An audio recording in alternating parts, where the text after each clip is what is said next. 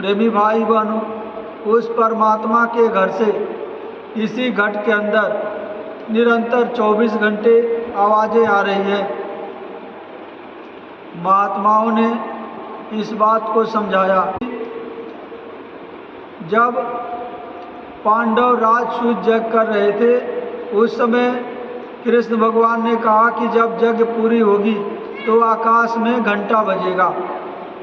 सभी साधु महात्माओं को यज्ञ में निमंत्रण दिया गया, सबको भोजन करने के लिए बुलाया गया, लेकिन आकाश में घंटा नहीं बजा। कृष्ण भगवान ने कहा कि सुपथ जी जाति के भंगी हैं, जाति के अछूत हैं, उनको आपने भोजन नहीं कराया। ये इस समय पहुँचे हुए महात्मा हैं, तो कैसे आकाश में घंटा बजेगा।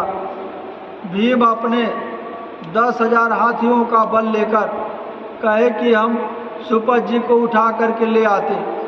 सुपथ जी कुटिया के बाहर बैठे हुए थे।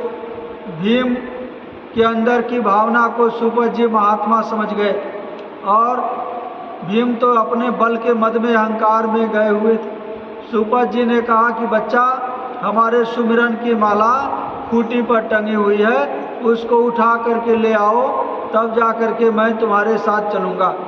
भीम गए उनके झोपड़ी के अंदर और वो सुमिरन की माला उठाने लगे।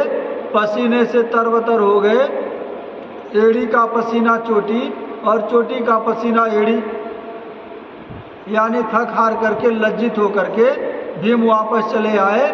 और वहाँ द्रौपदी को जब मालूम चला कि भीम तो अपने बल के मद में गए थे, द्रौपदी वहीं से नंगे पांव दौड़ते हुए सुपथ जी की कुटिया के पास आई और हाथ जोड़ करके प्रार्थना करने लगी कि हे महात्मा, इस यज्ञ में चलिए आप भोजन कर लीजिए।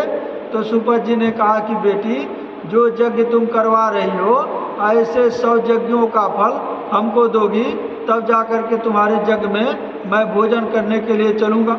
द्रौपदी ने हाथ जोड़ करके प्रार्थना किया कि हे महात्मा, आप ही लोगों की वचनबाणी है कि संत दरस को जाइए तज ममता अभिमान, ज्यों ज्यों पग आगे बढ़े कोटिन यज्ञ समान।